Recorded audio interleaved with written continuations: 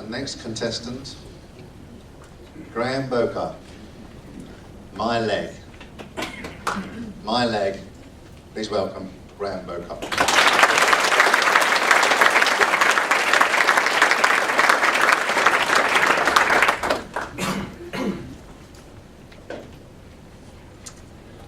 Mr. Chairman, ladies and gentlemen, I am an avid tramper and mountaineer. And most weekends you'll find me up on some lofty mountain range or in the bush, slashing my way through the undergrowth.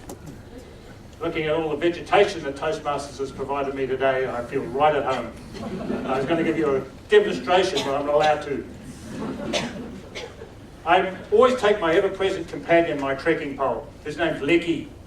He's got an identical twin brother at home. His brother's named Ricky. And I brought Lecky here today as a prop. Not a prop for my speech, but a prop for me. Because you see, whilst I might be an adventurer, at the moment, I'm also a senior citizen with a sore leg and a walking stick. And I brought it so I don't fall over. But I'd like to tell you how I got my sore leg, and I'd like to tell you about my first visit to the physiotherapist. About 3 months ago, a group of us guys were in the bush in the King Country, south of Waikato.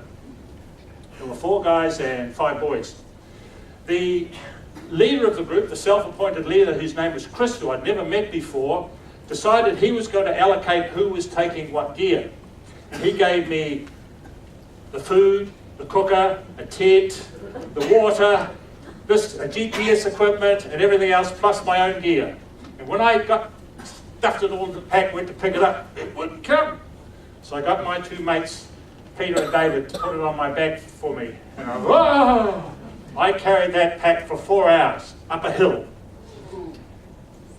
While we were along the way, leader Chris's pack was bulging, but it didn't seem to be that heavy. He was skipping and dancing along, yapping. I thought, this is funny, something fishy going on here. When we got to the camp, I watched him unload his gear. He pulled out 7 sleeping bags, and that was it. He made me carry a pack load of gear weighing 3 tons, and he carried a pack load of feathers weighing 3 ounces. My friend Pete came over and he said, "Did you see that?" I said, "I did." He said, "What are we going to do about it?" I said, "You just leave that to me." Next morning we were packing up, and I went to my 2 mates and I said, "Bring me the heaviest gear you've got." And they looked at me and said, "What?" I said, "Just do it and be ready to leave when I give the signal." So they bought all the heavy gear, and I put it all in, I loaded it all up, and I put a couple of rocks in for good measure. And when I saw Chris load the last of his sleeping bags in his pack and do up the zip, in my most assertive demeanour, I waltzed across to him and I said, "Chris, I see you've got a heavy pack there today. I'll carry that for you." Before he could do anything or say anything, I marched into the bush. The other guys followed, leaving Chris all alone to carry my pack out all by himself. He never said a word, and I've never seen him since. The upshot was that the next day at home, when I got out of my chair, something collapsed in my back. A stabbing pain went down the leg, and I was a cripple. For 2 weeks, I hobbled around the house, Lecky in one hand, Ricky in the other, and finally my wife, what's her name? Jane! I'm hopeless with names. Finally Jane said to me, "Listen here, macho man, either you go to the physiotherapist and get something done about that leg, or shut up and stop your moaning." You steer. I'm terrified of her. A week later, I presented myself at his rooms. He poked me and he prodded me and he pushed me this way and he twisted me that way. I said, "What's the verdict?" He said, "You've ripped a muscle in your back, you've crushed 2 discs at the bottom of your spine, and you've torn a muscle in your butt that's leaving a sciatic pain down your leg." He said, "We've got to do some massage." So he massaged my back, and that felt good. And he massaged my legs, and that felt good. And then he massaged my butt, and that felt, well, I've never had a man massage before. Then he said, "Right, now we've got to manipulate your spine." I thought, "Oh God, here we go." So he got me on the table, and he put one arm here, and he put another one arm here, and he stuck one leg out there, And he put, I don't know where he put the other one.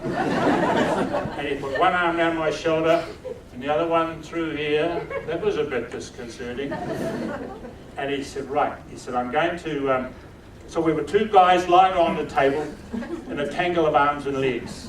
If anyone had walked in that room at that moment and not known what was going on, it would have looked very strange. He said, I'm going to give you a shove down and you'll hear some crunching and crunching, but don't worry, it won't hurt. I said, I don't believe you. And then he went, whoo, and I went,